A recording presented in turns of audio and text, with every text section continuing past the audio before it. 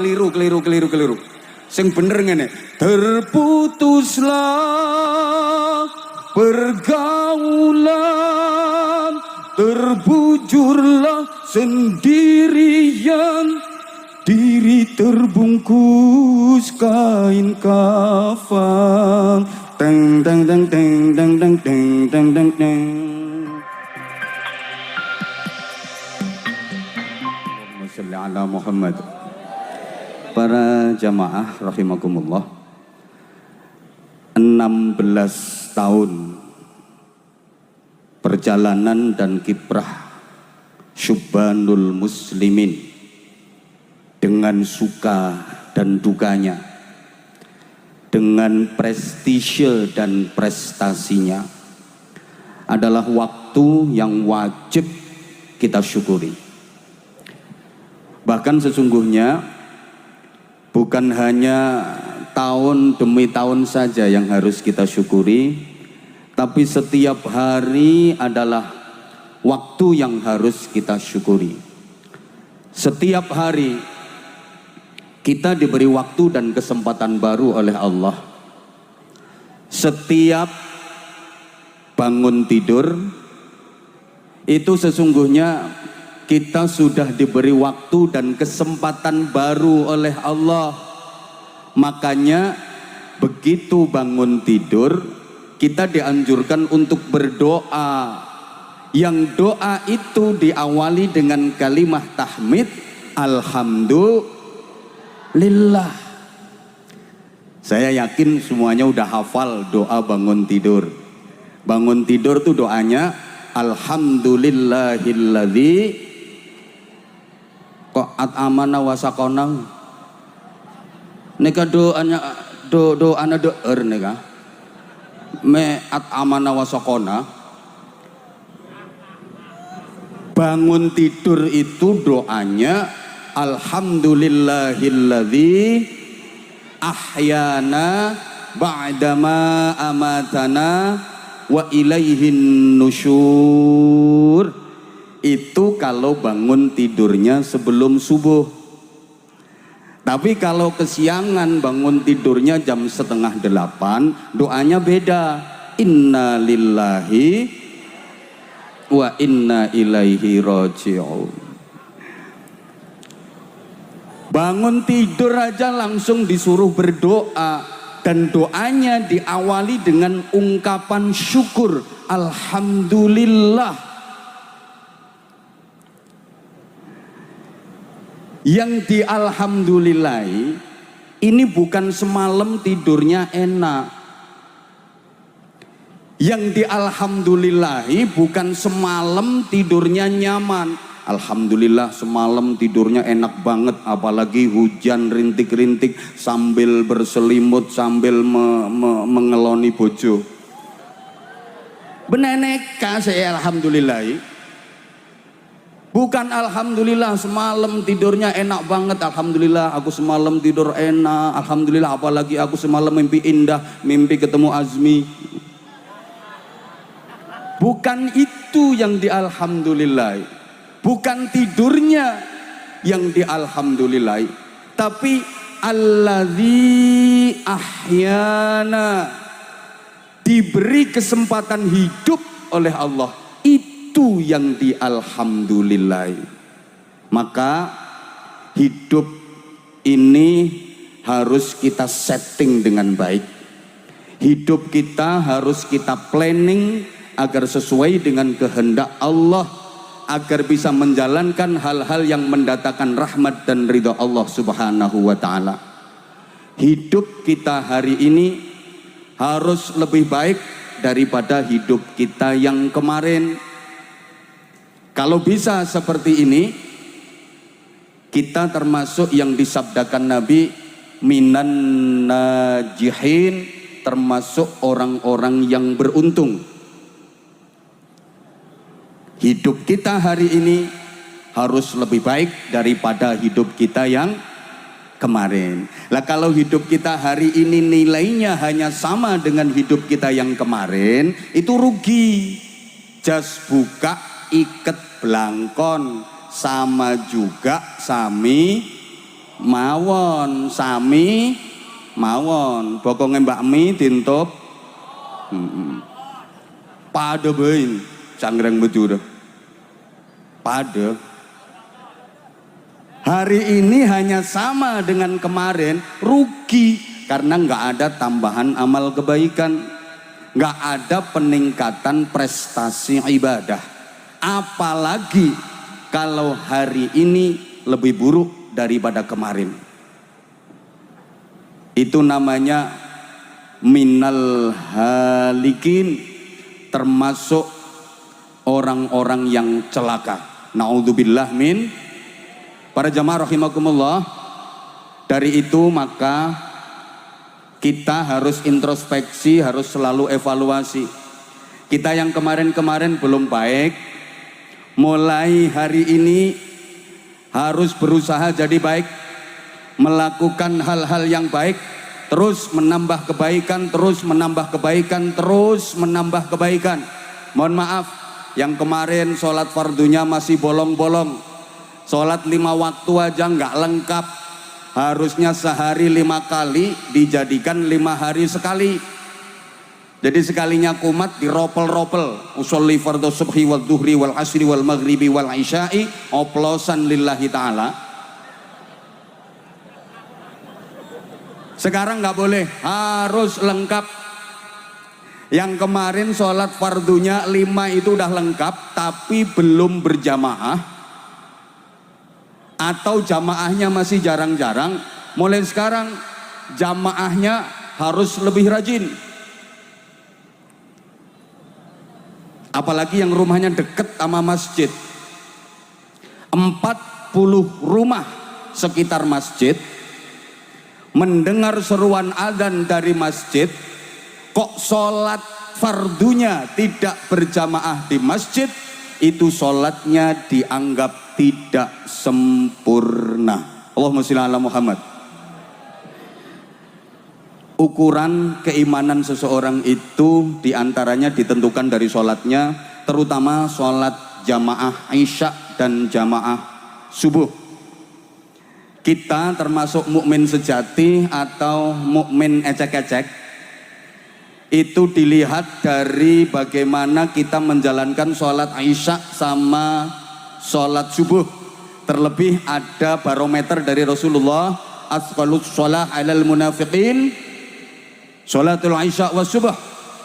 Seberat-beratnya sholat bagi orang-orang munafik itu adalah sholat isya dan sholat subuh.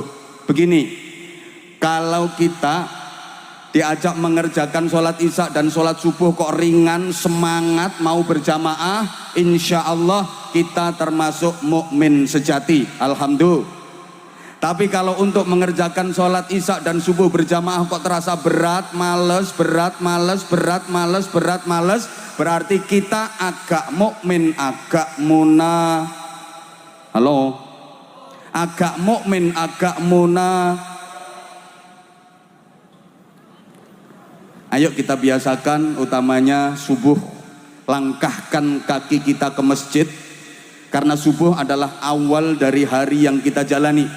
Kalau kita mengawali hari dengan melangkah ke masjid, insya Allah langkah-langkah hidup kita berikutnya akan penuh dengan keberkahan. Amin Allahumma. Yang kemarin sedekahnya masih sedikit, sekarang sedekahnya diperbanyak.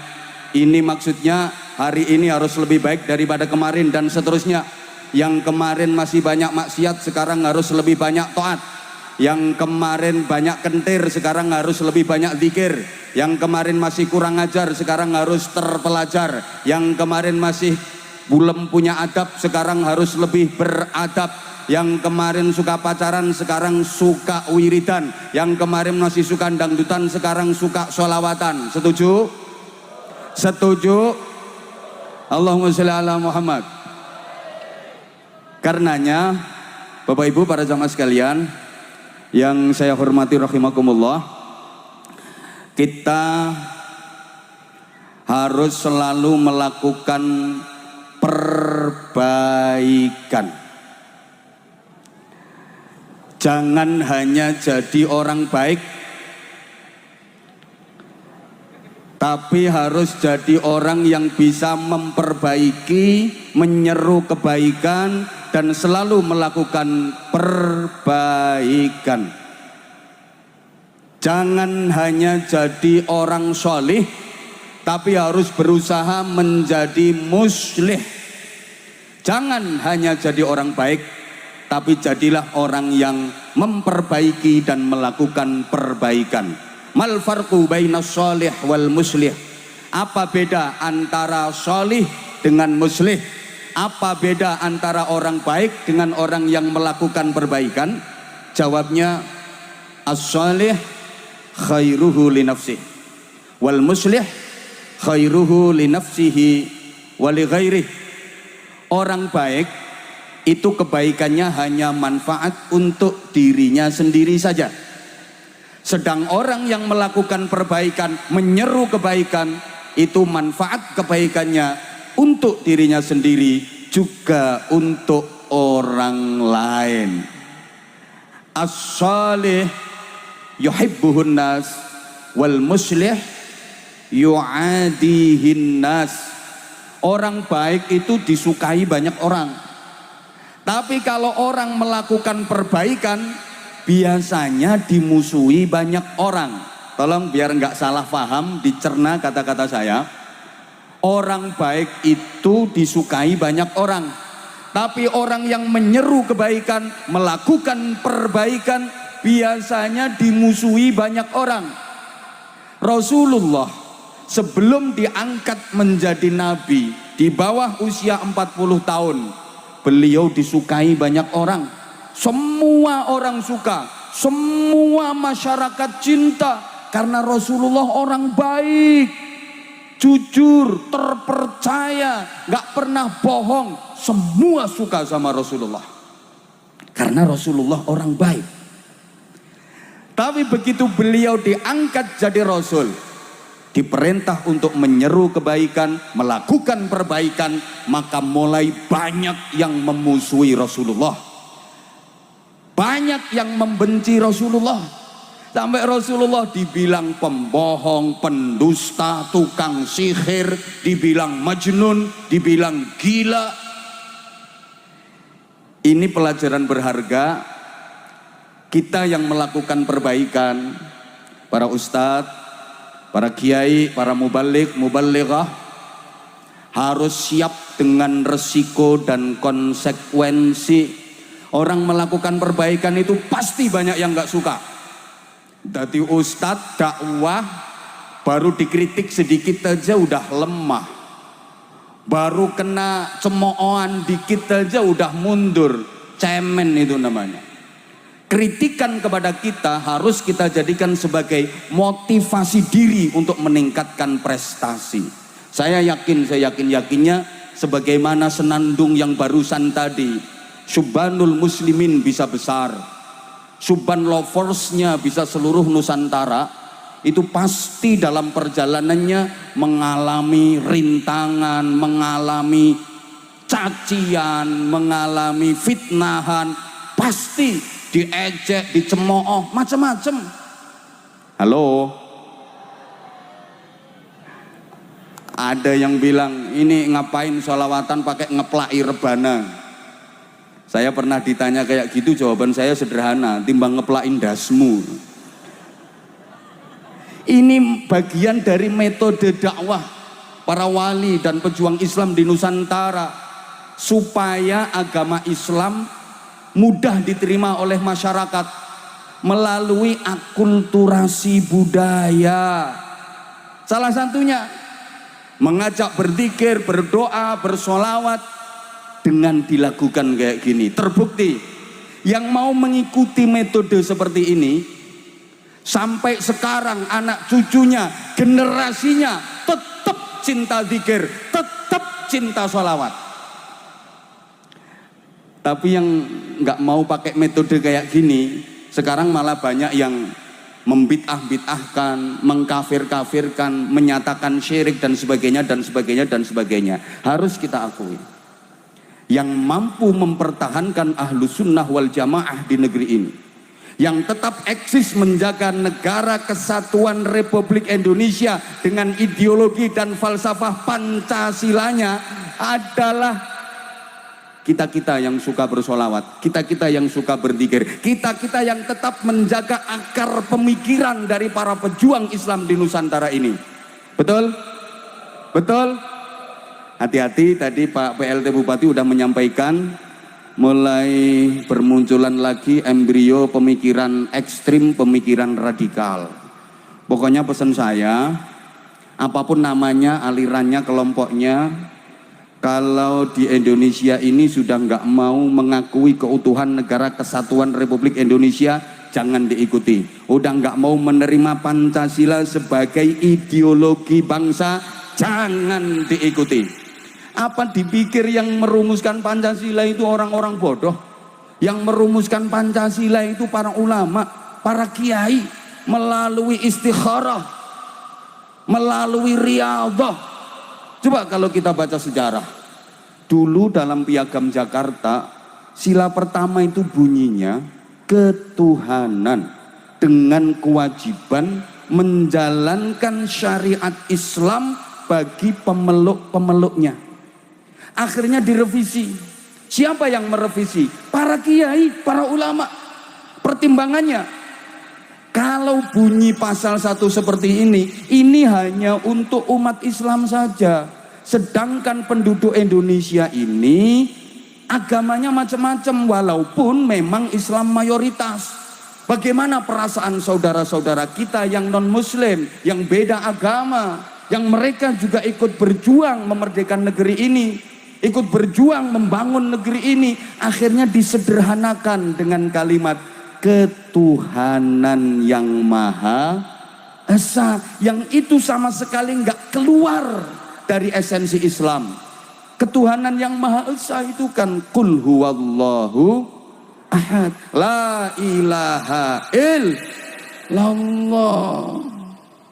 Makanya kalau nggak mau menerima Pancasila sebagai falsafah negara, berarti nggak mau jadi warga negara Indonesia. Minggato. Woi, ini didengar apa enggak nih? Dilanjut sebentar ya, nggak apa-apa ya.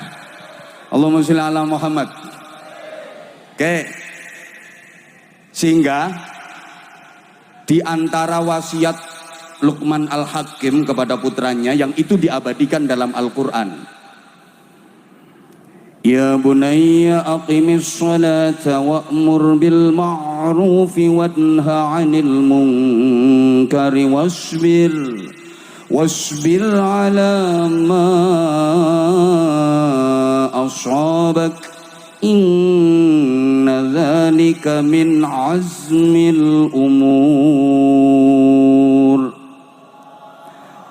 Wahai anakku, dengar wasiatku. 1, aqimis sholat, tegakkan sholat. Bukan hanya jalankan sholat, tapi tegakkan sholat. Untuk bapak ibu para orang tua, contohlah Luqman Hakim. Wasiat paling utama kepada anak itu adalah sholat. Asal sholatnya benar, tertib, pasti akan menjadi anak yang benar dan baik, menjadi anak yang solih solihah. Kenapa anak-anak nakal? Di antara faktor penyebab utamanya adalah sholatnya gak kopen, sholatnya ndak terurus. Orang tua sekarang itu mohon maaf banget, kurang memperhatikan sholatnya anak, kurang memperhatikan ngajinya anak, lebih memperhatikan sekolahnya anak, lebih memperhatikan kursusnya anak, lebih memperhatikan pelatihan-pelatihan keduniawiahannya anak. Betul?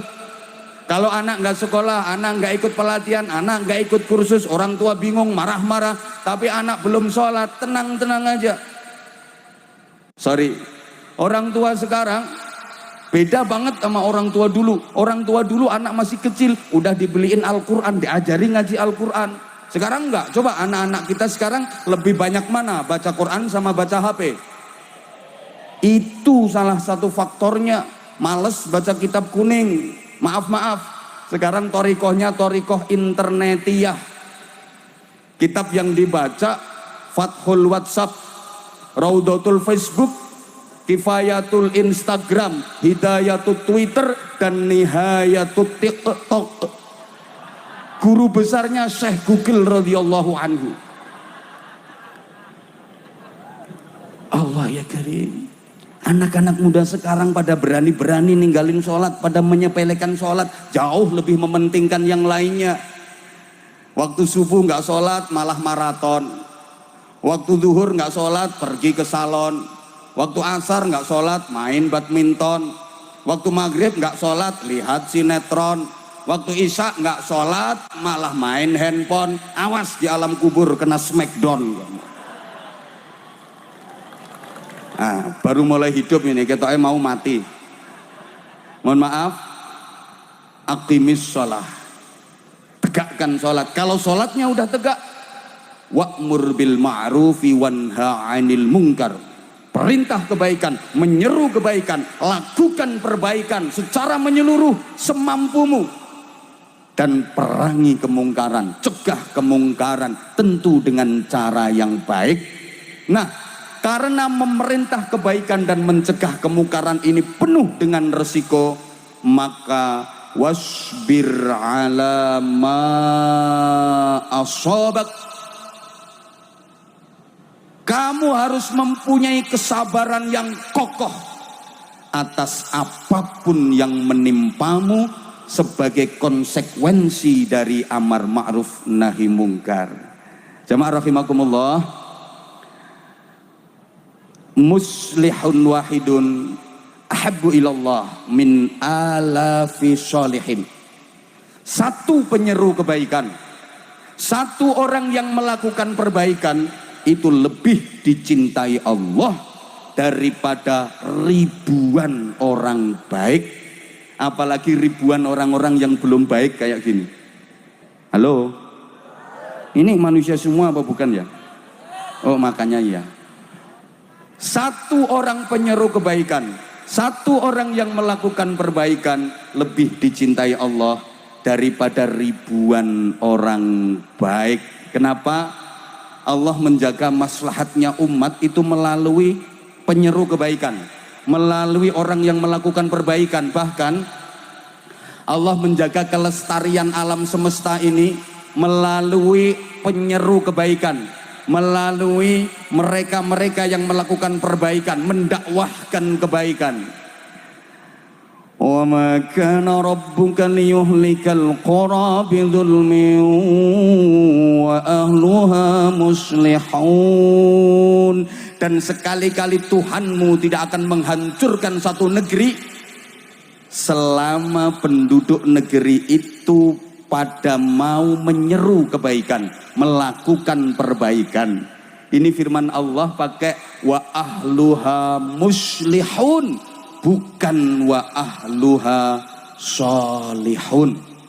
Penduduk negeri itu banyak yang melakukan perbaikan, bukan hanya jadi orang baik. Maka kita jangan hanya jadi orang baik, jangan cuma jadi orang baik. Ayo tolong nyaut baik bareng-bareng. Jangan cuma jadi orang, jangan jadi orang yang pura-pura, apalagi jadi orang yang sok, tapi harus berusaha selalu lebih agar menjadi pribadi yang tanpa menjelek-jelekkan saudara kita yang belum. Tapi mari kita ajak mereka agar menjadi, Allahumma sholli ala Muhammad. Ini suruh ngulang lagi nggak bisa. Wes. Nah terus sekarang, iyo, mumpung masih ada waktu, mumpung kita masih diberi kesempatan untuk terus melakukan perbaikan, menuju kebaikan untuk meraih yang terbaik. Kalau kesempatan itu sudah hilang, karena bicara soal waktu berarti bicara pula soal berhentinya waktu dan habisnya kesempatan waktu yang Allah berikan kepada kita. Ketika kesempatan itu sudah habis, tidak ada lagi amal, tidak ada lagi upaya. Allahumma sholli ala Muhammad. kalau sudah maaf meninggal dunia,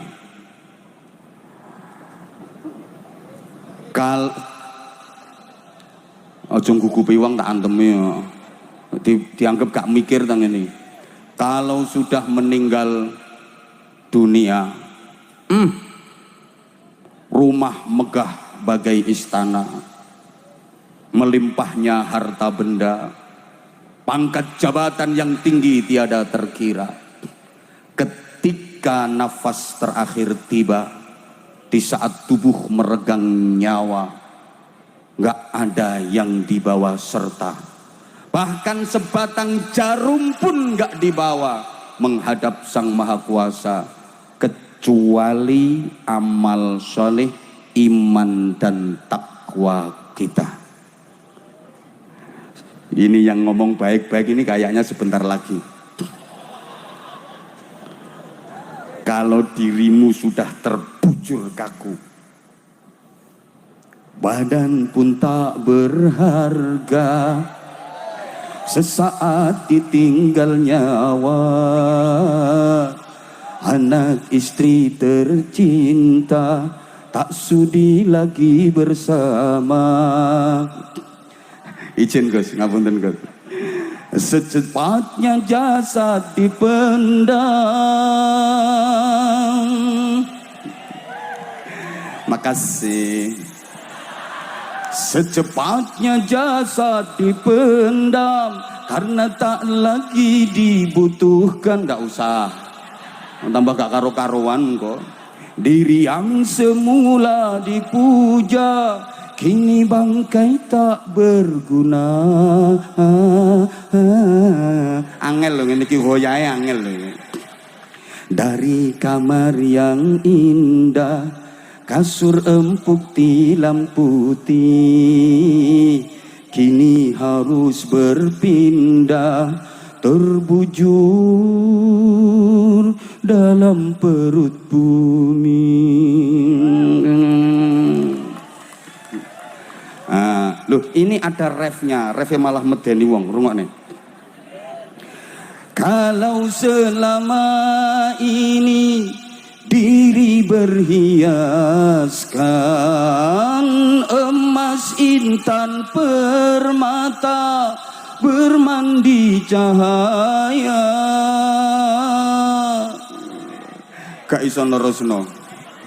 Tetapi kali ini di dalam kuburan gelap pekat mencekam, tanpa seorang teman, terbujurlah. Keliru. Sing bener ngene. Terputuslah pergaulan, terbujurlah sendirian, diri terbungkus kain kafan. Teng teng teng teng teng teng teng teng teng teng. Wajah yang dulu indah, yang selalu dipuja-puja. Wes. Terus kalau nanti dirimu sudah dibungkus kain putih itu, dielingno mati nang guyang-guyu. Ingat, kafan itu tidak bersaku. Sobong sakunah, selerek gundulmu. Kafan selerek. Sobong sakunah. Gak ada duit yang bisa dibawa. Artinya ketika tubuhmu sudah dibungkus kain kafan itu, yang dinilai Allah bukan berapa nilai kekayaanmu. Yang dinilai Allah bukan berapa banyak hartamu. Tapi yang dinilai Allah, kau gunakan untuk apa kekayaanmu. Kau manfaatkan buat apa hartamu. Kafan itu polos, tidak warna-warni. Tahu kalau di sini kafan itu kotak-kotak atau seleret-seleret kayak zebra. Nah, kafanmu meneh ya. Allah tidak memandang warna-warni dari pakaianmu. Pakaianmu modis apa enggak, pakaianmu keren apa enggak, trendy apa enggak. Bukan itu yang dinilai Allah. Bukan warna-warni pakaianmu, bukan warna-warni atribut hidupmu. Tapi yang dipandang Allah adalah warna-warni dari amalmu, warna-warni dari kebaikanmu. Ingat saudaraku, kafan itu nggak perlu tutorial, nggak perlu kreativitas, modelnya ya kayak gitu. Karena kafan bukan karya desainer ternama, dia hanya karya Pak Mudin. Cukup ditontomi pakai tangan, ditaleni set, selesai, bungkus dirimu. Di kafan juga nggak bisa dikasih embel-embel titel, gelar, jabatan. Gak iso. Di kafan tulisi PLT Bupati. Lo bisa. Lo maju. Jabatan apapun. Al-Mukarram ditulis di kafan, ndak payu. Malaikat ndak kenal jabatan. Apalagi mungkar nakir, galak banget. Itu ntar kalau masuk ke alam kubur langsung ditanya. Ini PLT Bupati. Sera Gus, asmana Gus. Timbul.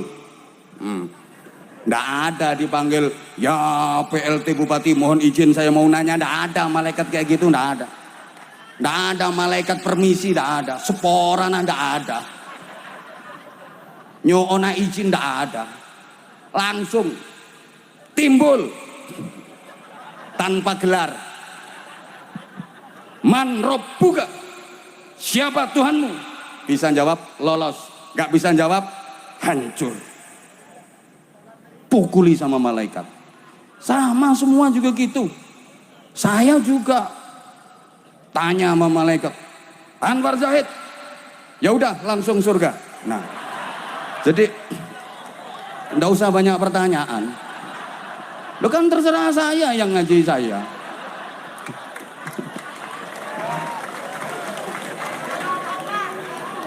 Nggak ada gunanya pangkat, jabatan, titel. Nggak ada gunanya. Udah nggak ada gunanya. Dan kafan itu hanya beda satu huruf dengan kapan. Satunya pakai F, satunya pakai P. Cuman beda satu huruf. Satunya kafan, satunya kapan. Hanya beda satu huruf. Maka kafan itu mulai sekarang bisa diukur. Kafanmu yang pakai baju hitam bisa diukur, bahkan bisa dicoba mulai sekarang. Yang jadi pertanyaan besar, kafan itu diresmikan penggunaannya untukmu kapan? Sing guyu sedilu ungkas. Sekejap lagi mate itu. Kene ka Israel telah keliling di situ Israel. Halo. Halo. Allah. Mumpung masih diberi kesempatan, karenanya yuk kita tingkatkan ibadah kita. Imam Kaurun ojo cerewet. Sayyidina Abu Bakar Siddiq radhiyallahu taala anhu membagi gridnya ibadah itu jadi 3. Nah, ini poinnya di sini. 15 menit saya minta waktu.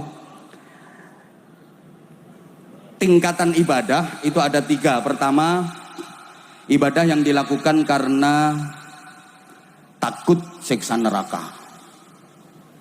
Menjalankan ibadah karena takut siksa neraka. Tingkat kedua, ibadah yang dilakukan karena berharap dapat nikmat surga. Nah, yang ketiga, ini yang levelnya sangat tinggi, yang motivasinya sangat mulia. Ibadah bukan karena takut neraka, bukan karena pengen masuk surga, tapi semata-mata karena cinta. Semua karena, yang kencang, semua karena cinta. Oke, love. Diam dulu. Mari kita uraikan secara sederhana karena waktunya sangat terbatas. Yang pertama, ibadah yang dilakukan karena takut siksa neraka. Jadi mau mengerjakan sholat, puasa, zakat, haji, zikir, baca Quran, sholawat, itu karena dia kalau nggak ibadah takut disiksa di neraka. Ini kalau diidentikan kayak pembantu yang mau melaksanakan tugas-tugasnya karena takut dimarahi sama majikannya, takut dihukum sama majikannya. Atau seorang murid yang mau mengerjakan tugas-tugas sekolah termasuk ujian karena dia takut nggak naik kelas, takut nggak lulus, takut dimarahi gurunya. Atau seorang istri yang mau menjalankan tugas-tugas rumah tangga termasuk mau melayani suami karena dia kalau nggak kerja takut didamprat sama suaminya, takut nggak dikasih uang belanja sama suami, takut dihukum. Ini gambaran orang yang ibadah karena takut neraka. Jadi andaikan Allah nggak bikin neraka, dia nggak mau ibadah.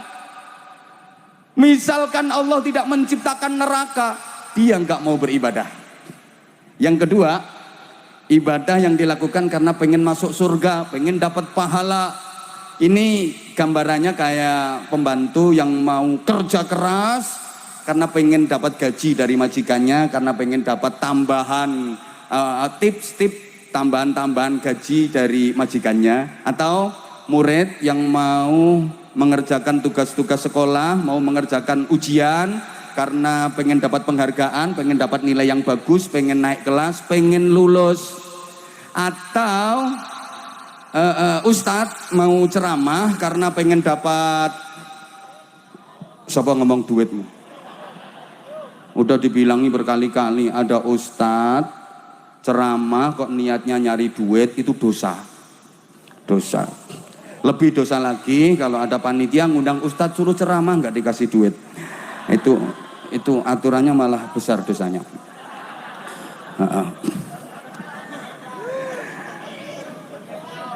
Atau bisa digambarkan seorang istri yang mau menjalankan tugas-tugas keluarga, tugas-tugas rumah tangga, mau melayani suami karena berharap dapat hadiah dari suami, karena berharap dikasih uang belanja lebih, karena berharap dibeliin gelang, dibeliin kalung, dibeliin cincin, dibeliin baju yang bagus-bagus. Ini biasanya nggak beres. Kalau suaminya lagi banyak duit, dikasih uang belanja banyak, itu biasanya suaminya disayang-sayang. Suaminya lagi berdiri langsung dipeluk dari belakang, menggelayut mesra, manggilnya papa, papa, papa, papa. Emang suami duitnya lagi banyak, dikasih uang belanja banyak. Papa, ya ma, katanya tadi papa mau ngaret. Jadi apa enggak pak? Jadilah ma, papa udah ngaret dapat 2 karung. Lah sekarang suketnya didekek di mana papa? Suketnya papa geletakkan di kandang. Wah suami rebahan di amben, nggak minta pijit, nggak apa, dideketin nama istri, dimek-mek roto, sing ledok, sing geneng, sing dekok, sing mentol, dimek-mek kabeh sampai dikidulenan, dul. Tapi giliran maaf, suami lagi nggak punya duit, uang belanja kurang, bawaannya marah, cemberut, lambene ditarik tawa 7 senti, raine ngelumpuk, cangkem irung bathuk dadi siji. Ini mesti gak bener. Pokoknya kalau diringkes, ada uang abang disayang, gak ada uang abang ditendang. Ada duit abang dikempit, gak ada duit abang ditinggal lari terbirit-birit. Ada fulus abang dielus-elus, gak ada fulus abang dikeremus. Ada duit abang diuwe-uwe, gak ada duit abang dicutek. Ada dolar abang tidur di kamar, gak ada dolar abang tidur di luar. Iki pokoknya gak bener. Nggak bener. Lah ini kalau diteruskan bahaya, gawat, karena uang belanja kurang. Istri bawaannya ngambek, cemberut, bawaannya marah. Suami mau ganti baju, mau ganti pakaian, begitu diambil nyuci baju nggak bersih, kata istri, belanjani kurang 500.000. Ayo sini yang 500.000 tak beliin deterjen, nanti bersih semua bajumu, seuntu-untumu resik kabeh. Nanti bisa kayak gitu. Minta dibikinin kopi, begitu diminum kok nggak manis. Ini nggak dikasih gula apa? Kopi nggak manis. Uang belanjanya kurang 1 juta, sini yang juta, tak beliin gula, tak huruki gula raimu. Nah kalau diterus-teruskan bisa gawat. Istri lagi melayani suami dalam hubungan intim, lagi hot-hotnya, Istrinya bilang, stop, turun dulu. Yang 2 juta sini dulu, nanti dilanjut. Gawat ini nanti. Orang ibadah kalau motivasinya karena pengen dapat upah, pengen dapat pahala, pengen masuk surga. Ini andaikan Allah nggak menciptakan surga, pasti dia nggak mau ibadah. Maka harus kita tingkatkan pada level yang ketiga, walaupun berat, walaupun sulit, tapi harus latihan. Motivasinya bukan karena takut neraka, bukan karena pengen masuk surga, tapi semata-mata berharap maghfirah, ampunan Allah, berharap rahmat kasih sayang Allah, berharap ridha Allah. Karena Allah memerintahkan ibadah, ya kita mengerjakan ibadah. Bukan karena takut neraka, bukan karena pengen masuk surga. Sampai pun misalnya didatangin nama malaikat, kemudian dibilangin gini sama malaikat, Mas bro, percuma ibadahmu. Kamu takdirnya neraka. Di Lauhil Mahfud kamu tertulis neraka. Percuma sholatmu nganti batukmu benjut, zikir nganti lambemu dawir, kamu puter tasbih wiridan terus, sulastri sumiyati sampai janda seprobolinggo disebut semua. Percuma itu ibadahmu karena takdirmu neraka. Ya bilangnya apa? Biarin, neraka nggak apa-apa. Aku ibadah bukan karena takut neraka. Kamu nggak takut neraka? Enggak. Kenapa kamu ibadah? Emang Allah memerintahkan aku ibadah. Aku ibadah. Tapi yang nggak ada nya. Kamu nggak akan bisa masuk surga. Percuma ibadahmu. Biarin, nggak masuk surga nggak apa-apa. Yang penting bagiku cinta Allah. Yang penting bagiku ridha Allah. Masuk neraka nggak apa-apa. Asal Allah ridho. Daripada masuk surga Allah nggak ridho. Masuk surga tapi nggak disapa sama Allah, nggak ditanya sama Allah, nggak digubris sama Allah. Ayo podo karo sampean masuk bedenang compong Gus Hadi. Ki oleh nginum oleh deer, dapat minum dapat makan, tapi nggak disapa sama sekali sama tuan rumah, nggak direken, nggak ditanya. Itu dalam bahasa Jawa disebut the rai gedek.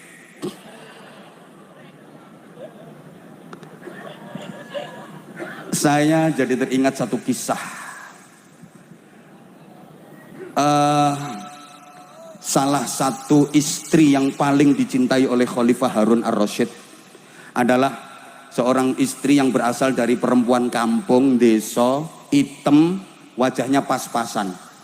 Di antara istri-istrinya yang cantik-cantik, wajar, emang raja, istrinya cantik-cantik. Kan saya pernah bilang, di dunia ini laki-laki yang istrinya cantik itu ada 3. 1 pejabat, 2 orang kaya, 3 kiai. Loh iya, pejabat itu rata-rata istrinya cantik-cantik, bening-bening, glowing. Diajak foto tuh pantes. 2 orang kaya, rata-rata istrinya cantik-cantik karena bisa memilih. Perempuan nggak begitu cantik, begitu jadi istri orang kaya berubah cantik, glowing. Ada perempuan cantik dinikah sama orang miskin, rusak.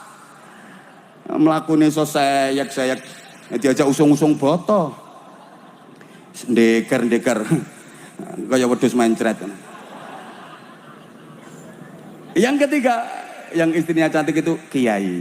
Nah, coba dicek, diteliti, rata-rata kiai itu istrinya cantik-cantik. Ada kiai istrinya kok nggak cantik, itu nasibnya kurang bagus. Orang hiburannya cuman istri jelek misalnya. Mau cari hiburan yang lain nggak pantas. Kiai mau karaoke nggak pantas, mau biliar nggak pantas, ya nggak pantas. Nek trail nggak apa-apa Gus, nggak apa-apa, trail nggak apa-apa, pantas masih pantas. Ini komunitas trail hadir juga ini, nggak pantas, nggak apa-apa. Kalau mau main biliar, mau karaoke nggak pantas. Satu-satunya hiburan kan cuman istri. Neng jelek pisan. Ikus taqabbalallahu minna wa minkum taqabbal. Ya kan? Ini istrinya Khalifah Harun ar-Rasyid cantik-cantik semua. Tapi yang paling dicintai oleh sang khalifah adalah istri yang berasal dari wanita kampung, yang hitam, yang wajahnya pas-pasan. Seluruh anggota kerajaan ini pada heran. Ini khalifah aneh ini. Istrinya cantik-cantik tapi malah yang paling dicintai, yang paling jelek. Mereka bertanya, wahai sang khalifah, Anda ini aneh. Istri cantik-cantik kayak gitu, tapi kenapa yang paling disayang, yang paling dicinta malah yang paling bejubek? Celeng juga. Ini sang khalifah nggak jawab. Aku nggak mau jawab, takut kalau aku jawab kalian nggak percaya. Udah, besok kalian semuanya kumpul di istana sini. Besok kalian semuanya kumpul di istana ini, pasti kalian akan dapat jawaban. Kenapa yang paling aku cintai istriku yang paling sederhana ini. Besok harinya seluruh keluarga kerajaan kumpul, istri-istri sang khalifah dipanggil semua. Setelah istri-istrinya pada berkumpul, sang khalifah berkata, wahai istri-istriku, ini aku bawa kunci gudang tempat penyimpanan harta dan kekayaan pribadiku yang di dalamnya ada pakaian kain sutra, ada emas, berlian, permata, mutu manika, macam-macam. Ini nanti akan aku buka gudangnya. Kalian istri-istriku silakan masuk ke dalam gudang itu, ambil semua barang, perhiasan, kekayaan apapun yang ada di dalamnya, semau kalian, berapapun kalian bisa mengumpulkan, sepuas kalian berapa bisa mengumpulkan. Bangkitlah sang khalifah, kemudian menuju ke gudang itu, pintunya dibuka. Begitu pintu terbuka bisa dibayangkan, seluruh istri-istrinya pada berlarian memasuki gudang itu untuk mengambil dan mengumpulkan harta kekayaan yang ada di dalamnya sebanyak-banyaknya yang bisa ia kumpulkan. Kecuali sang istri kesayangan, wanita kampung yang sederhana itu sama sekali nggak beranjak dari tempat duduknya, diem, nggak ikut masuk ke dalam gudang, nggak ikut ngambil barang-barang. Ditanya sama sang khalifah dan disaksikan oleh seluruh anggota kerajaan. Wahai istriku, kenapa engkau nggak ikut masuk ke gudang itu untuk mengambil barang-barang berharga, minimal berapa yang kamu inginkan? Jawabannya sungguh luar biasa. Apa jawab sang istri? Wahai suamiku, aku tidak menginginkan semua itu. Yang ku mau hanyalah melayanimu dengan sebaik-baiknya, karena engkaulah yang kucintai di dunia ini, dan kepuasanmu atas pelayananku itulah satu-satunya yang kuinginkan dalam hidupku. Masya Allah. Coba ada perempuan sini yang punya hati seperti itu. Coba ibu sekali-kali kalau ke suami ngomong kayak gitu, wahai suamiku, aku nggak ingin perhiasan, aku nggak ingin gelang, aku nggak ingin kalung, aku nggak ingin cincin, aku nggak ingin baju yang bagus. Yang ku mau hanyalah melayanimu. Engkaulah yang kucintai wahai suamiku, dan kepuasanmu atas pelayananku itulah satu-satunya yang kuinginkan dalam hidupku. Insya Allah suamimu akan bilang pret. Coba. Allah. Akhirnya sang khalifah bilang, kini kalian tahu kenapa aku lebih mencintai istriku yang ini daripada mereka yang pada berlarian masuk ke dalam gudang. Ini istriku mencintaiku betul-betul tulus. Dia mengharapkan kebahagiaanku, dia mengharapkan kepuasanku, yang diinginkan adalah ridhoku. Dia melayani aku dengan sepenuh cinta. Beda dengan mereka yang masuk ke gudang, mereka geragas-geragas dan celutak-celutak. Halo? Paham yang dimaksud ini? Coba kalau ini kita pakai dalam hubungan antara kita dengan Allah. Ya Allah, aku tidak menginginkan gemerlap dan mewahnya dunia ya Allah. Aku tidak menginginkan semuanya. Yang ku mau hanyalah melayanimu ya Allah. Yang ku mau hanyalah mengabdi padamu ya Allah. Karena engkaulah yang paling kucintai di atas segalanya. Dan kepuasanmu atas pelayananku, keridhoanmu atas pengabdianku, itulah satu-satunya yang kuinginkan dalam hidupku. Allahumma sholli ala Muhammad. Paham nggak kira-kira? Nah maka, halo. Cinta ini sebenarnya masih panjang tapi saya ringkes saja. Cinta itu sangat penting. Kenapa? Karena love is the power and the spirit of life. Iki aku juga gak ngerti artinya. Cinta itu kekuatan dan motivasi hidup. Hidup tanpa cinta bagai taman tak berbunga. Hai, begitulah kata para pujangga. Hidup tanpa cinta bagai taman tak berbunga. Hai, begitulah kata Pak. Wes, kok nyanyi terus kok malah. Hidup tanpa cinta bagai taman tanpa bunga. Hidup tanpa cinta bagai langit tanpa bintang. Hidup tanpa cinta bagai sayur tanpa garam. Hidup tanpa cinta bagai bantal tanpa iler. Hidup tanpa cinta bagai hidung tanpa umbel. Hati yang kosong dari cinta itu akan kering, kemudian mengeras dan lama-lama bisa membeku, membatu. Bahkan tubuh kita, jasad kita kalau nggak dapat sentuhan-sentuhan cinta, maka hidup segan, mati tak mau. Allahumma sholli ala Muhammad. Cinta pula yang menggerakkan roda kehidupan kita. Kenceng lambatnya perputaran roda kehidupan kita sangat ditentukan oleh kualitas cinta kita. Kalau cintanya kualitas tinggi, maka perputaran roda kehidupan ini akan sangat cepat.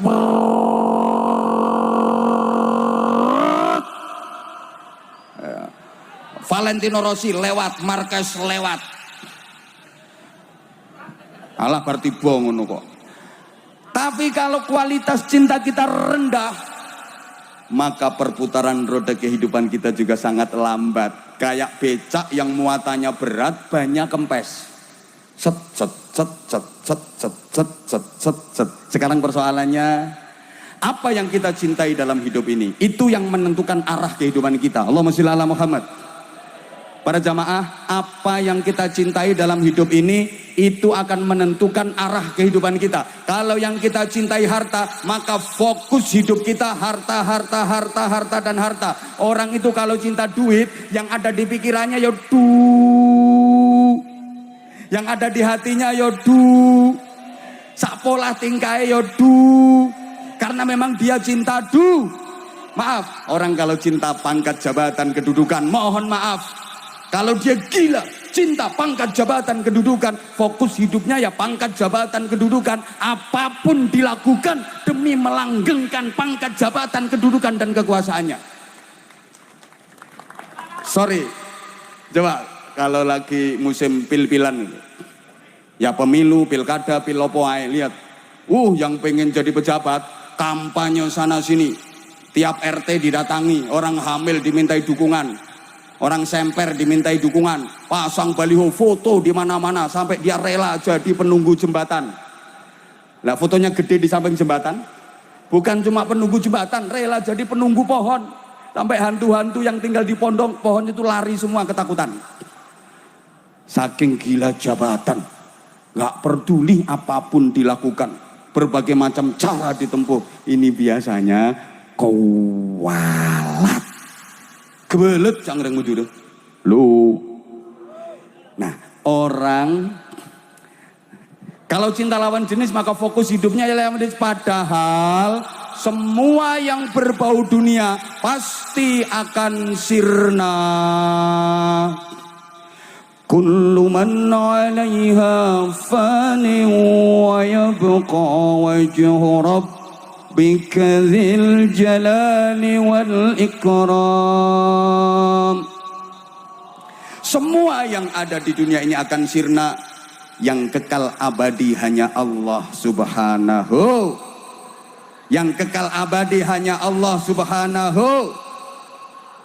Maka kita cinta apapun selama itu berkaitan dengan dunia pasti akan hilang. Halo? Halo? Kata kuncinya tolong perhatikan.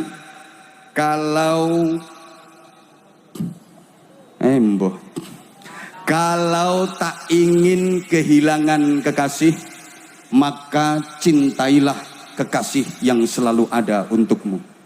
Saya ulang, nanti dipakai status ya. Kalau tak ingin kehilangan kekasih, maka cintailah kekasih yang selalu ada untukmu. Ayo. Kamu cinta duit, duit itu akhirnya akan tidak ada, hilang. Kamu cinta pangkat, jabatan, kedudukan, pensiun, selesai, hilang. Kamu cinta apapun, semuanya akan hilang. Semuanya jadi nggak ada. Yang selalu ada untukmu Allah Subhanahu.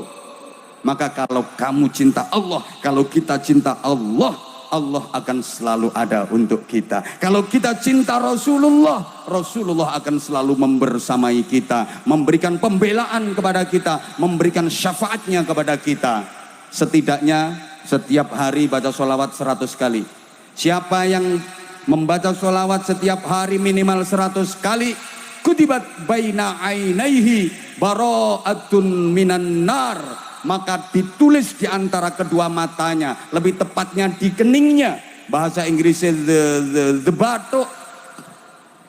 Ini ada tulisannya, bara'atun minan nar, free from hell. Free kok seri kupingmu, bebas dari neraka. Siapa yang tiap hari baca sholawat minimal 100 kali, maka di keningnya ada stempel cap yang itu merupakan rekomendasi dari Rasulullah Shallallahu Alaihi Wasallam. Tulisannya apa?